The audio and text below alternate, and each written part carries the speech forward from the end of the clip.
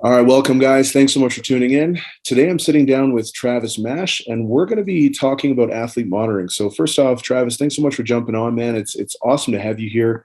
Can you tell people a little bit about yourself who maybe aren't familiar with you and your background? Yeah, I give like the bullets. I played football at Appalachian State University. Is my first experience with high level athleticism, and then it was a good experience.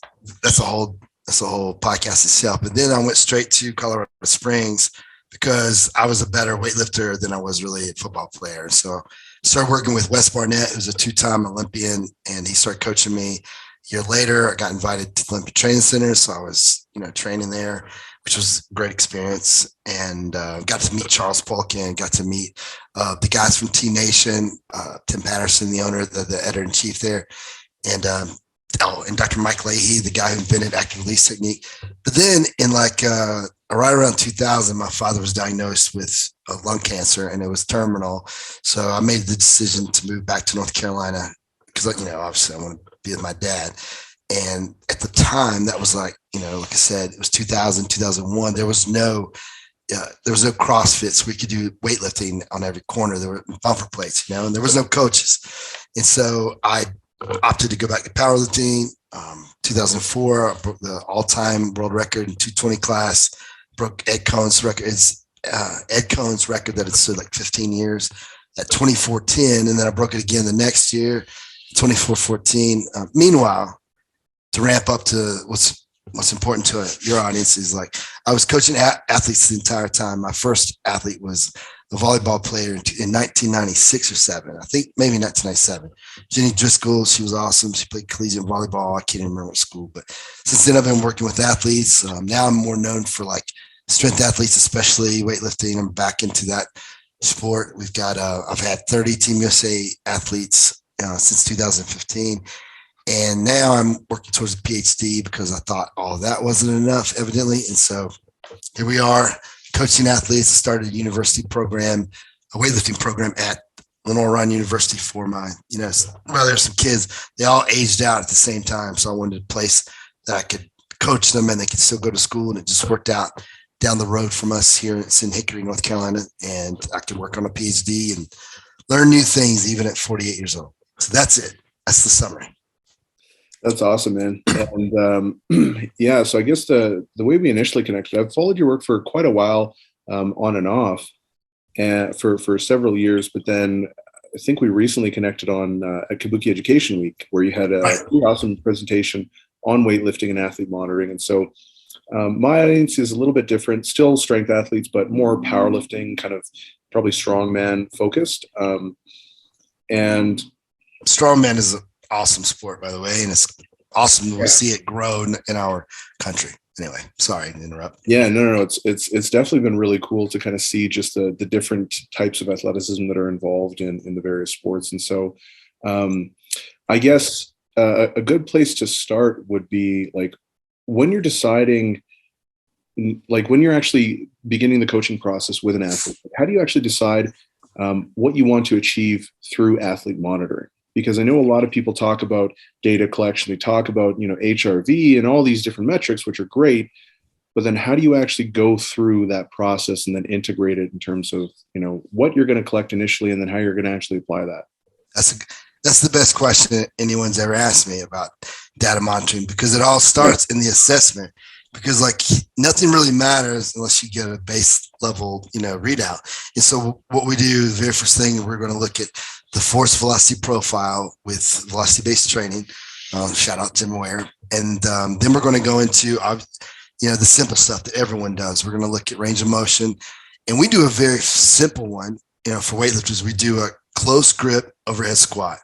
Now, if there's a form breakdown, then we go joint for joint, and we get specific with the gogiometer. But at the beginning, if they can do a close grip over a squat, they can snatch and clean and jerk. And so now, if I was doing a football player, I would do several other movement assessments, but I'm talking about weightlifters specifically. And then we have a starting point, and we really look at the degrees. Now, besides that, we do an RSI, resistant reactive strength index. which is a depth jump. And we do just one. A lot of people do it where they do several different heights. You see where the breakdown happens. What I do is do 45 centimeters for all my athletes. And then we look at a T-score. So they're all compared against each other. So I see which guys suck and which guys are good. You can also look at for reactive strength index before I get too far. What it is, they do a depth jump and you look at ground contact time and height. You take the height and divide it by the ground contact time. It gives you a variable. And so if your people have, this is what I've learned, if they have a high jump, but a very long ground contact time, you probably got a very strong person, but their elasticity is bad. So you really need to work on, tendons, the joints, and tightening those up. And a lot of powerlifters, by the way, that's where they would fall, which is why they normally tear, they get the bad tears where the ligaments or the tendon snaps and the whole muscle rolls up. Whereas a lot of sprinters, they're going to get the tears in the muscle itself versus like the tendon because their tendons are super strong and super thick. But anyway, so if someone's got a good, a very low ground contact time, so they're at 0.2 seconds, but yet they don't jump very high, well, then I know to focus on strength. So that's the nutshell of why we look at that. And we look at that ongoing, by the way. We look at it every single day. They do a 45 centimeter depth jump at the beginning of practice after the warm up. So I think that's gone through. We also do a dynamic strength index. And that's where you look at a vertical leap and how much force someone can produce with just their body weight into, the force plates. And then you look at the exact same thing. They do like a loaded something like a barbell jump, or you could just do a barbell squat and see how much force someone can display under load. And those are two totally different variables. Once again, you'll find out, do you have an explosive and weak athlete or do you have a strong and slow? So those are the variables we start with. And then, over time, we look at it on a day-to-day basis and we see how people are trending up or down. And so relative to powerlifting, I guess I'm particularly interested in sort of that dynamic between you were mentioning like weak but explosive or weak but fast versus Right. strong and really slow. How would that correspond to the development of a powerlifter if their primary objective is maximal strength? So like, I guess slow strength, if that makes sense. Good point. So like in the first 2 years, it would mean zero, it mean diddle. But like then once, you've got a good base underneath, one thing let me give an example. We had Ryan Grimsland, who's my top weightlifter. And so we looked at his force velocity profile, and I'm going to bring it to powerlifting. Has nothing to do with snatch and clean jerk, what I'm about to talk about.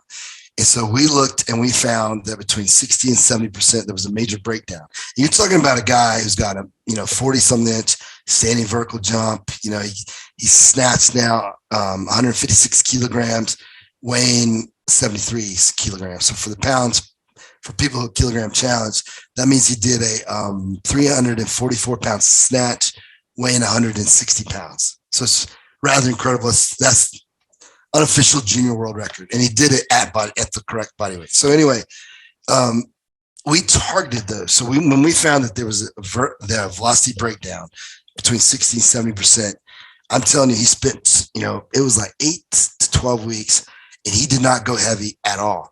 We targeted that zone. And it was the first time in life. And I remember too, I've coached this boy since he was 14.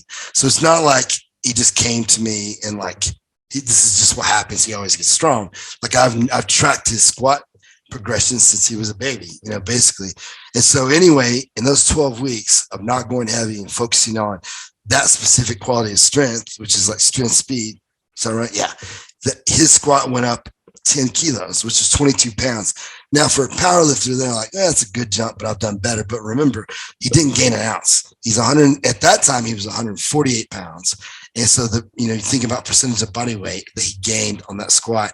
And it wasn't his focus. His focus is snatch and clean and jerk. That's what he competes at. So it was a massive jump for a boy his size and for a guy who's at the highest of high levels, in weightlifting. So that's just an example, anecdotal, of course. Yeah. And so what do you attribute that to? Because I've seen like in powerlifting, this is always kind of an ongoing debate. Sure it is. Sure it is. I think that both sides have a really good points, right? Where, Right. you do more volume at kind of like a moderate intensity, relative intensity. And some people say, well, that's not going to translate to a 1RM because your technique breakdown is like the technical execution is a little bit different, which I definitely understand that. I do I've too. also had experience with athletes who have done a little bit higher volumes, like 8 reps and things like that on a squat, who have seen, their rep PRs translate into a new 1 rep max. And so there's a little bit of disagreement there, but I think that both sides have some good points. And so I'm just trying to wonder, just trying to ask, what do you think the reason is for working at those kind of ranges where you're seeing like, hey, my athlete's breaking down, and why might what is the rationale for that actually translating to a new 1 rep max? Right. Okay. So like you have athletes that are genetically, super explosive and fast and probably do really well, and they're strong and probably do really well at doing like singles and like lower volume, higher intensities. And so, but then you have the athletes that need the high reps to get any ounce of gains, and they probably rely on hypertrophy and strength, and like that's just the way they have to do. Either way, there's going to be breakdowns in the system. And here's the thing, like strength is like so broad term. You have so many different qualities of strength. And so if someone has a breakdown anywhere, no matter who you are, if there's a very noticeable breakdown, there's a breakdown in the system at large. It's not just like getting strong. It's not just a muscular thing. It's definitely not just a neural thing. It's a neuromuscular thing. So it's how that system rolls together. So if there's a breakdown, a very direct breakdown, just like anything else with homeostasis, the body notices that there's something not proper at this stage. So it shuts you down in general. This is theoretical, of course. Brian Mann has done most of the, the research when it comes to the performance, but like in theory, the only thing that I can think of and conceptualize other than the data that I've collected to say that it works is that it must be the brain, there's a breakdown in the system at large. And so if that noticeable breakdown improves, the body just like, it would be like, like if you've got a problem at the knee joint, you're not going to jump as high. Your body's not going to be able to produce as much force because there's a problem in the system. If you're all of a sudden you get to 60% and your velocity is way slower than it was at 50%, and then it stays about the same all the way to 80%, you have a problem within your neuromuscular system. So you need to address it and get your body efficient at that quality of strength. And then once again, theoretically, I think then the whole system operates at a higher level. Yeah, no, that makes sense. I've definitely seen athletes where, and actually it's funny because I'm kind of similar to one of the examples that you're saying, I think anyways, where one of my good friends, he's incredibly strong, and you look at him pull a deadlift, like he'll pull like, let's say 750, and it looks like an absolute like RPE 9 or 10 grinder. Right. Then he'll do like 6 more reps and they all look the same. There's no, there's no major slowing down. Whereas for me, like I'll smoke a bench press or a squat and people will be like, dude, you've got like 50 more kilos. Me too. That's it. Yeah. Like, I don't have like a gradual decline. It's like I'm very, very explosive, and then boom, I'm just done. Okay, so with you, what I would do is spend a lot of quality time at the as much as I can. So, you can't just make this arbitrary statement and say, well, then you need to spend all your time at 90% and being able to grind at slower velocities. Mm-hmm. But we all know if you spend a lot of time at 90%, there's going to be a breakdown that's going to happen. So what I would do by collecting data, I would see over time, when we've had breakdowns, like what happened, how high was the threshold at that percentage. But I would definitely try to up the percentage. I would definitely implement with you. I would definitely do more like, what's it called? The tempo work, where you learn to like be able to, like in theory, most great powerlifters should be able to grind a deadlift or a squat at, 0.18 meters per second or slower, and so, and if you can't, then you have room for growth at that lower level. And so, and for Hayden Bowe, he probably needs to do quite the opposite. He probably needs to spend a lot of time getting explosive like you. Right. If that makes sense. Yeah, no, it definitely does. And so I guess that would kind of come back to like even like rate of force development, especially if you're looking at like let's say a sumo deadlift. Rate of force development is probably going to be a little bit more important, whereas Sure. maybe it's a little bit less important in a conventional because you're not necessarily struggling off the floor. So I can definitely see how that comes into it. So I guess once you know the objective, like you've Right. taken in your athlete, you've done your evaluation, you say, okay, these are the things that they need. How do you determine which metrics that you should be monitoring? Because I think that's another thing that people kind of are confused about. Like I've known people who are like, oh, I track number of lifts. Other people track Yeah. RPE. Other people track all these different things. And I think they're all pretty good, especially if you have some sort of combination of tracking a handful of different metrics. They Right. can kind of, you know, I guess, develop the landscape a little bit clearer for you. But Right. how do you actually go about selecting the metrics for each person and then actually implementing that as well? Right. So like, I mostly work with weightlifters, so I have that to go off of. And so like what we do, and I work with collegiate weightlifters for the most part. So what we first metric that we look at is a subjective questionnaire that they fill out every single day, which gets monotonous, but I just heard of a great idea yesterday to switch those questions up. So people actually have to think about it more often. But anyway, I haven't implemented it yet. But so every day they're going to answer questions like the amount of sleep, how many meals they've had. Now, the better they are, not be my bet, that's not the right word. The longer that they've been training, I'm going to get more specific. So like Ryan, we're going to look at we're going to make him wear a whoop, and we're not going to just look at quality sleep. I'm going to look at concrete data like, REM sleep, deep sleep. Mainly, how long did you stay asleep though? Exactly, not just based on what he says. And we're going to track his macros with something more than just him saying, I've had 2 meals, because what does that even mean? A rookie lifter, it's fine. That's all I need to know. But like for this guy who's trying to go Olympics, I need to know to the one macro, like what did you eat? And so then we're going to look at, here's an important one, stress. And this is all free too. So anyone listening, like what we're talking about now is just you doing the work and building a little questionnaire. We look at stress outside of training. So like, when I make a program, I am like making a program to stress your body to create adaptation. However, I'm coaching college athletes who have exams. They might argue with their professor, shit, they might break up with their girl. And so I need to know those things so I can like make it a change. A program is just a program. So anyone who out there and brags on their programming, that's one thing. Sure, you got to have a pretty good base level, but a great coach makes adjustments on the fly based on data though, the subjective questionnaire being first. Then I'm going to go to the depth jump. And here's why, because I'm looking at the neuromuscular system, because like I said, those are two totally different. And if that is messed up, we're looking at, that's like more of a CNS.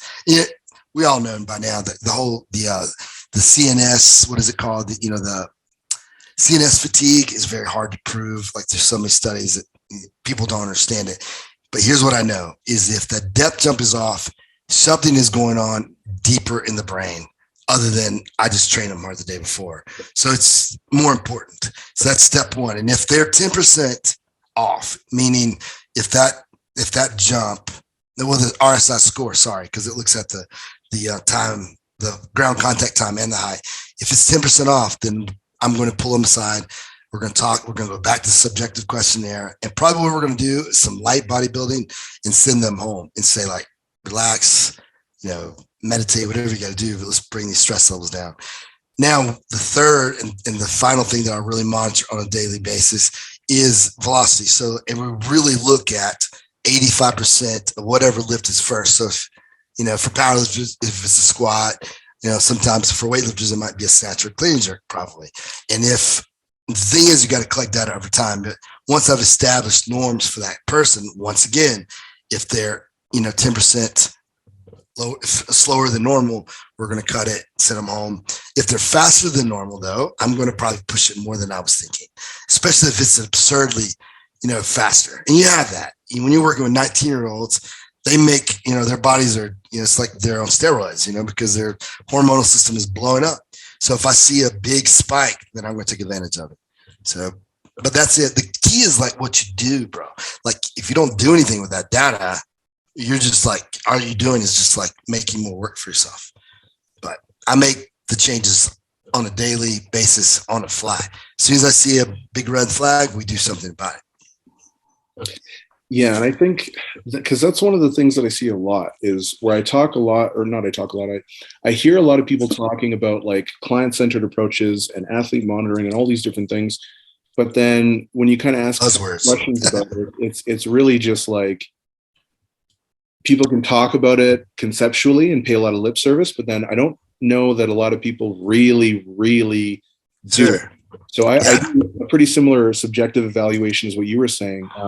I don't have the same kind of tools that you do. So the depth jump, actually, I'd be interested to hear after this, like what you might use as a proxy for a depth jump if you don't have the force plate. But all you need is a jump mat for that. You know, those like, it's like $400 jump mats or whatever. Like that's all you need. You don't really need a force plate for that. You need a force plate for the dynamic strength index. That's all. Okay. Yeah. So for someone who's in the gym, then let's say they're just like an athlete and they're just trying to kind of get a generalized idea of where they're at, and they want something maybe a little bit more objective. Would you just kind of go by jump height? I know ground contact is something that's going to be tricky to measure, but yeah, I would, but I would do a counter movement, you know, because the counter movement that, you know, obviously it takes into consideration the neuromuscular system more so than just like a static jump. So I would look at a counter movement jump, and that's fine too. And the cool thing is that it's something that your athletes will have fun with, and that's more important than any of us would like to believe. Yeah, no, for sure. And I think the one thing that I really liked that you mentioned as well was talking about stress and a lot of the other kind of subjective, I guess, emotional, psychological issues that come up, because that's something that I spoke with John Kiley. He was on the podcast a couple months ago, or quite a few months ago actually now. And one of the things that he was talking about was like periodization. And he kind of had some critiques against, you know, the long-standing models of periodization, and saying like, you know, can we really predict athlete readiness, you know, several weeks or months or years out? I don't know. And one of the things that you were talking about as well was like, okay, yeah, we do have this broader plan, but a good coach is going to be able to look at the athlete today and say, what do you need today? And I think that's something that sometimes gets lost, because especially when you talk to, you know, athletes or even Gen Pop, a lot of the times you'll be like, hey, what does a coach do? And they're like, oh, they guide my programming. And it's like, well, yeah, but if you want to program, you can just go on the internet and find tons of really good ones for free. Yeah, exactly. So it's like what a coach does is so much more than just programming. It's like they have to really understand the athlete and then know what to do with that information as well. And so, yeah, I love that subjective questionnaire that you give your athletes. And it's free, you know. Well, you got to sit down. Exactly. Yeah, you don't really have to have anything to be like, hey, what is my diet like? You know, did I get good sleep? How's my mood? How's my stress? All that stuff. And it's really, really telling. Like, I know a lot of people are like, oh, what's your HRV and all this stuff. But I think collectively, the questions that you kind of asked for paint a pretty accurate picture, you know, and I don't know that tech is going to really give you a clearer answer than just subjective questions like that anyways. I don't think we're at the point where tech is going to be as accurate as people think it is anyways. No, I really want to get the Omega Way. I don't know if you've heard of that, but like I'm supposed to start working with them soon, and like we'll see. It's, you know, supposedly it will tell you closer to the why, but I can't confirm that, so I'm not going to say anything right now. Yeah. But the subjective questionnaire tells you the why, and like velocity and the RSI and all the stuff I've been talking about, it just says there's a problem, but you don't, what does that mean? Like, it doesn't tell you why. The subjective questionnaire is definitely more important, because then you can fix it, address it. And really, here's the thing. Once you've coached a decade or 5 years, really, you and I both know when an athlete walks in the room and their face, you can see on their face that they haven't slept, they're tired, they're stressed. At that moment, you should pull them aside, and probably I wouldn't even need to do the depth jump. I know good and well, send them home. That, you know, they look terrible. So, but you know, people like to be, you know, to get buy-in, athletes like to see numbers, and so that's where it really comes in, is getting buy-in. Yeah, and that's actually a really interesting point as well, right? Like, because you said you kind of referred to it a couple times where you said the counter movement jump is something that they really enjoy, and that's super important. Yeah. And I think that even like effective training has to impact, like it has to still be fun, because I've seen athletes who are training making crazy progress, but they're like, I just don't like this, you know? And so Right. what do you do? And like, I know a lot of the times, you'll be like, oh, well, athletes love making progress, and they do. But if you're doing the same stuff for a long, long time, then it gets pretty monotonous. So Yeah. Snatch, clean, jerk, squat, repeat. Yeah. yeah, Weightlifting will drive you crazy. Yeah. so what are some things that you do? Like if you're coaching an athlete and it's working pretty well, obviously if it's working well, usually it's like probably don't fuck with it. But if you're Right. getting that kind of feedback where the athlete's like sort of losing interest, they're losing their buy-in, how do you go about either A, having that conversation with your athlete, or B, knowing what to pivot to next with minimal risk of compromising their current progression, if that makes I'm sense? so glad you asked. This semester, as I said, I'm working towards a PhD. I'll probably be working towards a PhD for the rest of my life, but I'll probably die first. But this semester, I got to, I'm really taking a deeper dive into sports psychology, of which I'll be honest, I've always rolled my eyes. I thought, psychology is a pseudoscience. I think it's, you can't prove half the shit they say.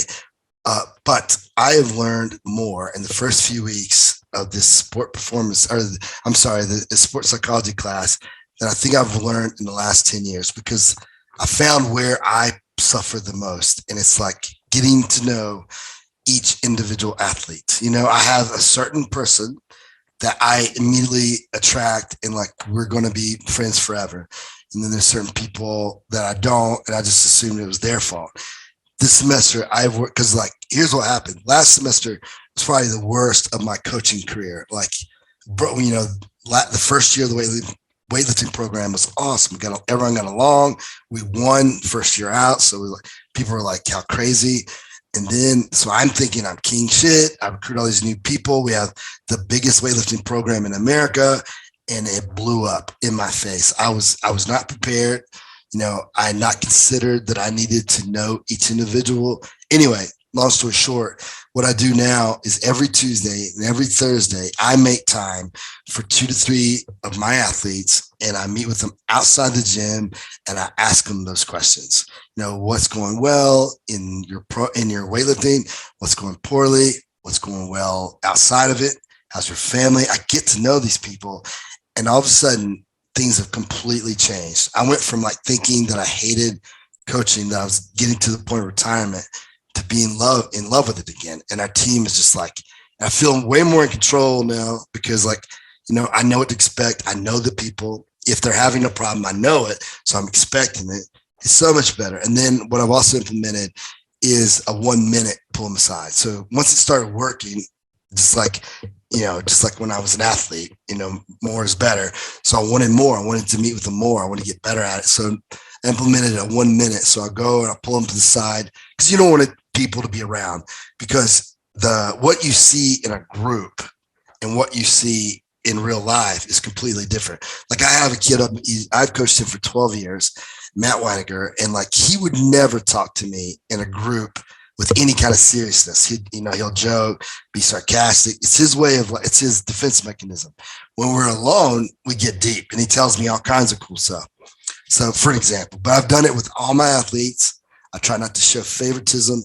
I also, one good thing for coaches listening is I focus more on things they can control. So like, when I meet with them, we talk, I let them tell me what they think is wrong with, or what they can improve on. They tell me what they think, and we agree. And then in practice, we focus on that. So like, if an athlete's allowing the bar to drift out in front on the pull, we focus on bar path. I don't talk about winning or beating another athlete. I don't do any of that. And so it's made the process so much better. I haven't had as many outbursts where athletes lose their mind and punch the wall. But once a week, we still go. On Friday, we call it Max Out Friday, because you do have to have that competitive edge. On Friday, we compete, but the majority of the time is spent where I'm just getting to know them. It's like it's called the label is transformational leadership. It's a theory of like, the more they're involved, the more buy-in you get, and the more cohesion on the team. And I'm a believer. That was a lot of stuff, but Yeah, no, I mean, I think you said a lot of really, really important things. And this is something that probably in the last 2 years has been something that I've really, really started to hone in, is probably one of the most important aspects of my coaching.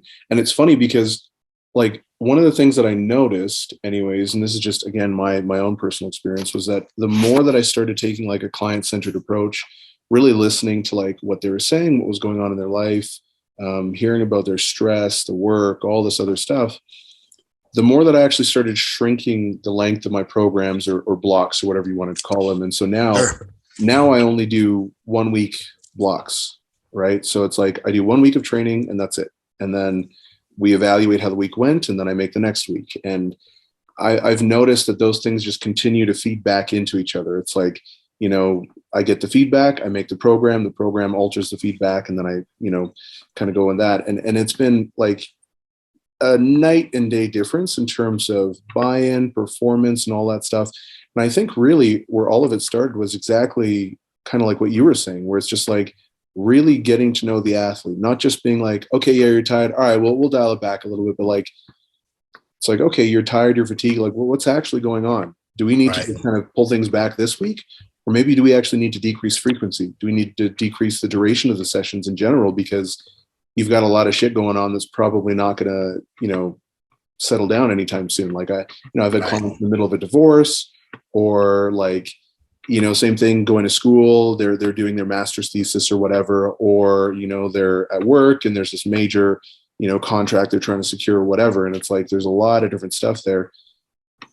And I really like what you said too about being able to act on the information. So there's a lot of shit that people will say, and I've tried to get clients, actually, I'd love to hear your feedback on this, but I've tried to guide clients when they're giving me feedback, because sometimes they'll just send me like walls of text.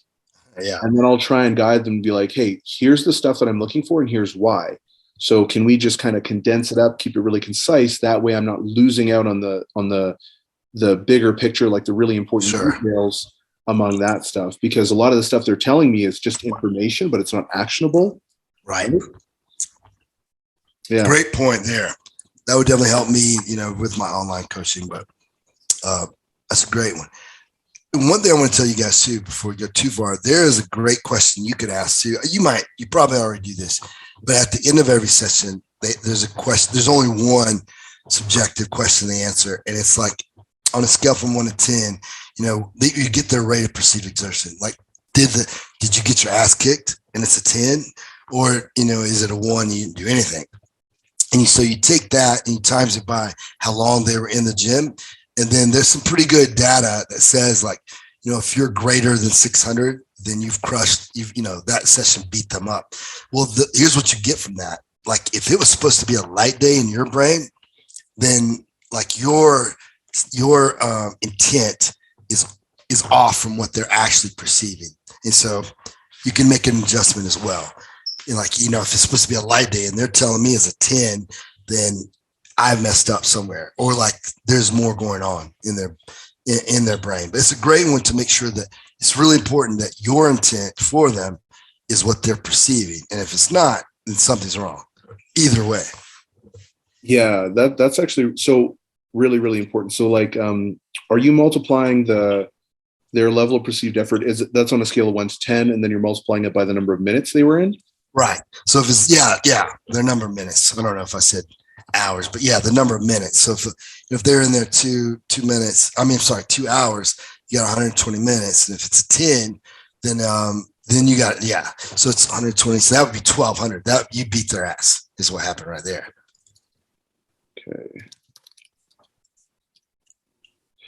Okay. I guess that would probably be a little bit more relevant to weightlifters, or would it? That would be anybody. Like, like if you get out of it, let's say that you prescribed, 3x5 on squat at 70%. Yeah. You did some, RDLs. It's supposed to be a 7 RPE, 3x5, and some, I don't know, leg press, whatever. And they tell you that was a 10, then something's wrong. Either that person is one of those few people who needs very low volume, high frequency, high intensity, or something's going on in their life. Because that's not hard, what I just said, So like, that's the point. Is like, no, so it would be anybody. It'd be any athlete, any strength and conditioning athlete or weightlifting, anything really. Yeah. No, that definitely makes sense. It's kind of cool. I might kind of play around with that actually. So another thing you said actually as well was the client or the athlete's perception of the training versus what was intended. And Right. that's something I think is like incredibly overlooked because like there's like, I use a lot of RIR, so like RPE essentially. Yeah, I get it. Yeah. And a lot of the times, even with people who are experienced, you really have to know their temperament. Like, are they the kind of person who's going to be more conservative in general, or are they the guys who are like always just sending it, Yeah. And Yeah. like, I'll prescribe, let's say like a set of 5 at like a 2 RIR. And then I'll see it and like they hit 5, but that 5 was an absolute, like, that was it. They had nothing left. That was a 10 RPE. Yeah. Well, I hit 5 and it's like, well, that's not the point though, And so even the other day too, I had an athlete who came in and I told her to do a load drop. So she drives into the city to train with me like once or twice a week, which is pretty cool. I've been coaching her for quite a while actually now. And she's crazy strong, like super, super high level. And so she went in, we were benching and she's like, oh man, I just feel like shit. My technique doesn't feel great. And I'm like, so what are you supposed to do today? And she's like, well, I'm supposed to hit this, but last week I did 72 and I repeated that. And I'm like, okay, so what are you going to do today? And she's like, well, I want to hit this. And I'm like, okay, but what does the program say? And it's like, it says this at an RIR, Exactly. whatever. And I'm like, okay, the whole point of this is it auto regulates. It's supposed to allow you to adjust based on how you feel. So if you feel shitty, drop it down. That's the point. And so, yeah, but I don't want to. And she like kind of I can't remember the word, but she was a little bit over dramatic, but that's fine. Sure. That's kind of how she is. And I was just like, look, like we just need to do a low drop. You need to hit your technique. You need to make sure you're getting the work in, and then we'll just adjust for next week because it looks like you're accumulating a little bit too much fatigue. That's all, Correct. Right. But sometimes they just get in their heads and like, they're like, oh no, I need to be. They'll treat an auto-regulatory style of programming like it's a linear progression. Like I'm supposed to chip it every single week. Every single week. Bro, you're preaching to the choir right now. Yeah. Yeah. And it's really funny. And so like, I feel like having those questions around expectations is a really, really important thing too, when you're just kind of outlining a program. And actually one thing that I would love to know is, it sounds like you do a really good job of this, but in your conversations with your athletes, are you going over like, hey, here's the plan for this next phase or the block, or how are you actually communicating? Because like they'll be getting results, but how are you communicating like, here's my intention, here's what we're trying to accomplish in this next couple of weeks, here's how we're going to establish whether or not it's working. Like, are you communicating those things with your athletes as well? Only recently. So I use Bridge Athletic as the software I use. And so throughout they give you so many areas within that to communicate. So I write down, here's my intent for today. I will write, when they get the whole 4-week block, I will say my intent for the whole block, my intent for the week, my intent for the day. And like, yes, but only recently did I start communicating. I just assumed they read my mind, but yes, it's a big help. And what did you find was the impact that had on the athletes you're coaching? Well, when I tell them, I'm not expecting you to set, PRs in your squats in this, and during this block, I want you to do the work at this velocity. And then they understand, and here's why, because right now we're about to compete at the Arnold next week. So a max squat is irrelevant. What we need to be is snatching and clean and jerking a lot. And so what we do is we switch to a very velocity approach more than even before. So I'm making sure that, we're going heavy enough to where their legs are staying strong, and I can monitor their leg strength because I'm looking at the velocity at a certain percentage. But I'm not trying to create a lot of fatigue from squatting. Now I need to take that fatigue and it needs to be, directed towards snatching and clean jerking. So when they understand that, they get why they're not squatting as heavy or as much during this last few weeks before we compete weightlifting. Mm-hmm. Example. That's one example. Yeah. Of course. No, and I mean, that makes sense. It's something I've been trying to do over the last little bit, where every week when I'm doing their review, like I'll record a video of myself going over their program and their check-in and all that stuff, and kind of, doing like a detailed analysis of their lifting and stuff like that. And I've been trying to do that as well the last, I'd say, couple months. But it's funny because, like you said, it's tricky because you kind of like sort of assume that they know, that they know why we're doing things, and they just, they don't. And it's kind of crazy to assume that they do, but that's just another, I guess, another thing that as coaches, you can kind of stand to develop, because I've noticed that it's been really helpful in terms of how people are executing as well. I mean, even you said, like with your coaching, if they're knowing that, hey, I'm just supposed to come in here and work and this is a priority, they're probably not going to go and max out. Whereas, I've had clients where, like, a couple of weeks before their meet, they're like missing a rep or something, and I'm like, whoa, like, we don't miss reps here. That shouldn't be happening, especially not this close to a meet. And they're like, I know, I'm feeling so strong right now, and like, I'm so excited. And I'm like, save it for the fucking platform. Like, I love that word, feeling. Like, what does that even mean? What do you mean feeling? I know I get the same thing. And that's why I use velocity, with my guys, because I have so many young boys who are, younger than 25, and I both know their prefrontal cortex is not developed. So they have no understanding or conception of risk. They don't know what's at risk here. So they'll go heavy all the time. But like with velocity, it's concrete. If I tell them, go to an 8 RPE, guarantee they're maxing, guarantee. But if I say this velocity, they adhere to that, because I see so much. What made me, like, I love the RPE and the RIR system for a lot of people, but that young boy especially, he's the worst. You'll see people they'll do a squat that was a complete max and they'll put 7 RPE on Instagram. I'm like, son, you're not fooling anybody. We all saw, and so, like, it's so subjective. And, like, someone who's like, completed a thesis, starting to work on a dissertation, like, subjectivity kills me. Like, I want to do as much as I can to quantify and put numbers on things. Yeah, and that makes sense. It's funny because I think a lot of these training modalities are really individual dependent, right? So, like, I find that for a lot of my female athletes, they usually have a lot better discretion. I would say on whole than some of the male clients who were like, let's just fucking go for it, Yeah.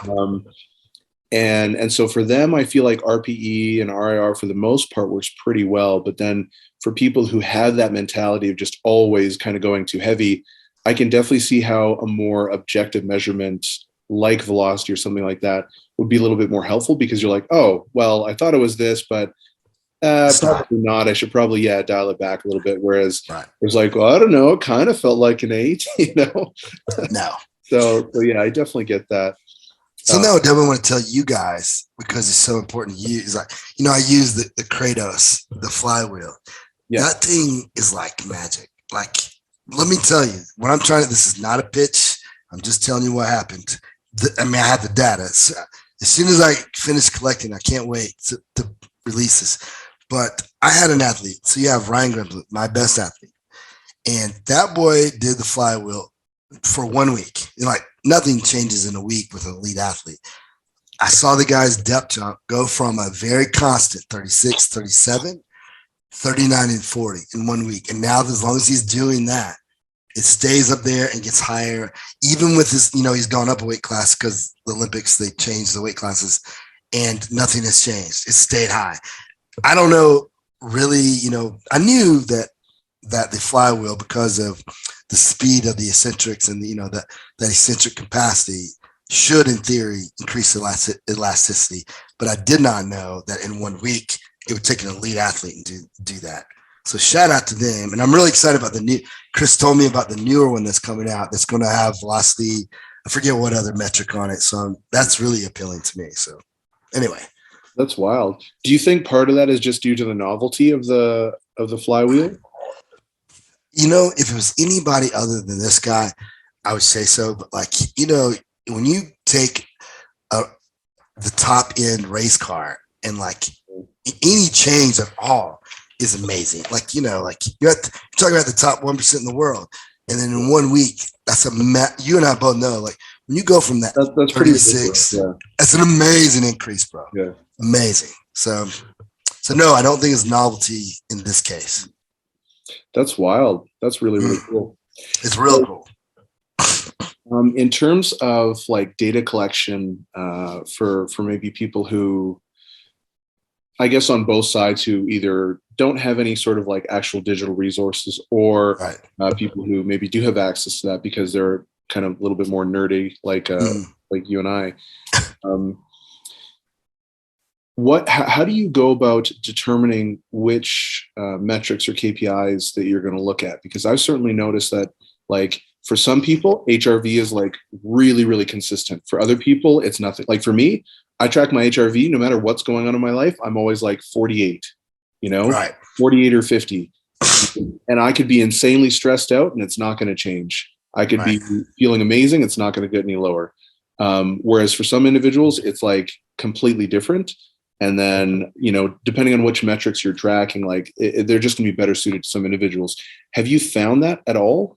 Or like, here's what I've done. I don't necessarily, like you take Brian Mann's work in velocity-based training. It's a great starting point. Here's what I found though. No matter what variable you're going to look at, looking at it at a very individual approach is important. So if let's say that we're doing HRV with you, I would, I'm probably going to make that irrelevant because it's not telling me anything. So maybe velocity would. And so you just need to be able to get to know you. If I'm your coach, I'm going to get to know you. I'm going to try to figure out what's going on in your life on a day-to-day basis.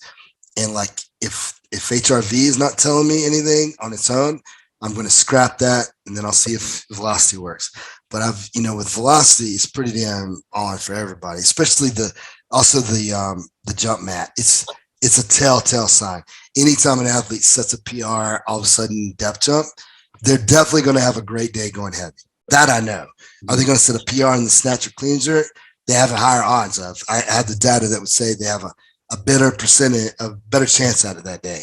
But they're definitely going to go heavy that day. So that I know. Yeah, no, that definitely makes a lot of sense. And like, yeah, it's funny how even those metrics like aren't standardized across individuals as well, right? Like a lot of the times people kind of will speak about these things in absolutes, like it needs to move at this speed or whatever, but then you get an individual profile and like, well, exactly like you said, right? Like you might have someone who's really strong but slow versus weak but really explosive.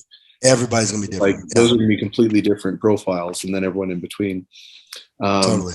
Yeah. Individual approach there. That's my keywords right there. Yeah, exactly.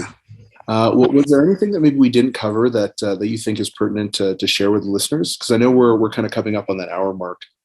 I think we talked, did we talk about like the things that I track besides, I've already talked about velocity, we talked about the RSI, the DSI, but just basic, anyone can do what I'm about to tell you if you know how to use Excel, but we track total volume, we look at the number of reps, and then we look at metrics like effect size. So that means that on any given day that I shouldn't vary too far from what I've done the prior 7 before it.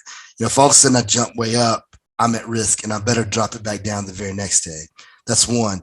Another one would be acute to chronic. That's a look at each individual day as it compares to 21 to 28 days. Probably a little bit more effective, but you need more data to even start using that. The third one would be monotony and strain. I don't know if you use that. That's a great one. And it's a great one to write your program with. And this would probably give more of a lean towards doing a longer term program because you can look at it, you can develop it, look at it, and then just kind of fit that mold. We all both know some days I'm going to tell a guy to just skip the practice in general, but it gives me an idea that I'm waving it. And by monotony and strain, here's what I mean. You don't want to do the same volume day in and day out, whether it's low, medium, or high. If I'm keeping it the same, then the data would say athletes are more at risk of injury. You want to have like the heavy days. So like what we do, Mondays, high volume, pretty moderate to high intensity. Tuesday is an easier day. We look at, we do some upper body. Wednesday is a medium day. Thursday is way low. We look at recovery and technique. Friday, we go heavy. So the whole point of it is that Monday and Friday are separate. So it gives me time to get my athletes ready for Friday where we have max effort. And then on Saturday, it's a max effort, but strength movements. We look at squatting, we look at pulling. So that's how it rolls. So it's up and down. And strain is where you take that monotony score, meaning the standard deviation of the week, and you look at that times the total volume gives you your strain score. And if the strain score is high, you better drop them back down the following week. So those are all free. Everything I'm telling all this stuff right there, you just got to do the work and put it on an Excel sheet and make sure you're doing it right. And the data on, it's concrete. It's not like a guess. That is definitely not a guess. If your volume is the same every day, you're probably going to get hurt. The odds are saying. So right there you go. And so for the acute to chronic, you're looking at 1 days. Are you looking at volume load per day based on the average? And then what would the discrepancy be? Like, how much of a range would you give on either side to be like, okay, now we're venturing into dangerous territory? It's just like there is an element, and I have it. Hold on, I'll tell you. It's right in front of me. Like, so with monotony and strain, you have like a certain threshold, and for some reason, I have to go back and actually like teach this. But the equation, the people who've thought up monotony and strain, based on the equation, there's a number 2 that, like, because of the way it rolls, if for some reason your monotony is above 2. So if you'll have a little orange line that rolls every single week. You're looking at monotony, by the way, on a weekly basis. So like if your standard deviation was high, then, that's good. If it's a low that week, you're going to start inching towards that too. And you have a big problem. So the key is like having a really sweet graph to like look at it, and then you don't have to like actually think back of the math. You can just develop it one time, because you can go anywhere online and like figure out the equation for monotony, put it in your your little Excel graph, and then just look, is this thing getting towards 2? If it's above 2, the following week, I better do something and change up those days enough to where the standard deviation is high and it drops it back down. Does that make sense? Yep. Yeah. Yeah. I'll have a look at that as well, actually, because I've heard of that, but I haven't heard that it was an actual equation. I've heard of it more as like a subjective measure of how engaged you are in the training, or like staleness, I guess, would be a proxy for monotony. Right. At least as far as I've heard up to this point. This is the first time I've heard it represented as an actual equation. Let me tell you the equation. It's like you take the daily average volume and divide it by the standard deviation of that volume. That's what gives you, whatever the volume is irrelevant. It's like, how much does that volume, deviate on a daily basis? Was that clear enough, you think, for the audience? Or for the audience, could you maybe elaborate real quick on like what standard deviation is? You bet. Yeah. Well, standard deviation, when you're doing statistics, it's like, you have your daily volumes. It's going to go up and down, and then it looks at how much on average did it go up and down. Does that make sense? It's as simple as that. Yeah. Forget the name. Just know that standard deviation is a look at, on a daily basis, how far did that volume deviate from the average? Did it, up and down? Yeah. So like a lot of the times, I guess, I'll kind of try to get a little bit more concrete example as well. In like for, let's say a hypertrophy study or something like that, they might say, okay, in group A, the average muscle mass that was gained was like 3 kilograms plus or minus 1.2 or something like that. And that's your standard deviation. Right. Yeah. Cool. Yep. Great example. Yeah. Awesome, man. Yeah, no, that was great. That was super, super interesting. I actually made a couple notes of things that I'm going to go look at myself. I really appreciate you jumping on. It was awesome to have you here. Where can people find you? You can go to matchelite.com. You can go to Instagram, Matchelite Performance. If you're a strength coach, I feel like a lot of strength coaches hang out on Twitter still. And I love Twitter. I know it's like not many people get on it like they used to, but I love getting on there and talking and like having to the point. I love that, that you can only do whatever the number of characters, but you get to the point, you have great conversations. So Twitter, it's at Matchelite. Awesome. Yeah, man. Great. So all the stuff's going to be linked up in the show notes, guys. Definitely make sure you go give him a follow. Check out his stuff. Travis has been putting out awesome content for a very, very long time. And yeah, man, it was really great having you on. It was great being on. I'm trying to get a trip to go out there and just see you guys maybe sometime, but we'll see. I hope so. Where are you located? I'm in Calgary right now, so I'm trying to get to the US, but Canada's got a lot of crazy shit going on right now. So yeah, it's a little wild. I'm not sure when I'm gonna be able to leave. One of my business partners is in Montreal, so we've planned so many trips, and it just gets canceled because he's stuck there.